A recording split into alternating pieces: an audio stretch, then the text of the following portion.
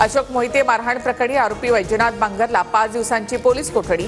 एक अल्पवयीन आरोपीही अटकेत। वाल्मिक कराडच्या बातम्या का बघतो असं विचारत केली होती बेदम मारहाण।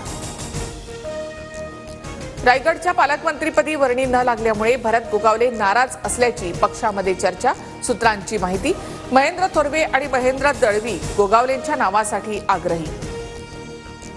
भाजपनं विधानसभेमध्ये आपली ताकद दाखवली आहे। एकमत न झाल्यास भाजप स्थानिक स्वराज्य संस्था स्वतंत्र लढणार, मंत्री अतुल सावेंचं सूचक विधान। लाडकी बहीण योजनेमध्ये 5 लाख महिला अपात्र।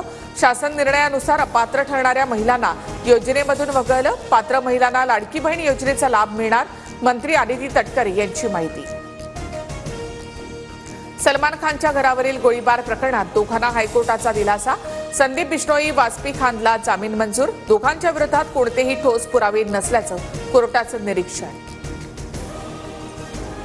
सोयाबीन खरेदीचा मोठा गोंधळ। 2दा मुदतवाढ देऊनही शेतकऱ्यांची सोयाबीन अजूनही बाकी।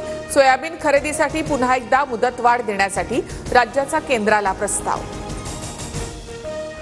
आरबीआयचं पतधोरण जाहीर। 25 बेसिस पॉइंट्सना रेपो रेटच्या दरामध्ये कपात।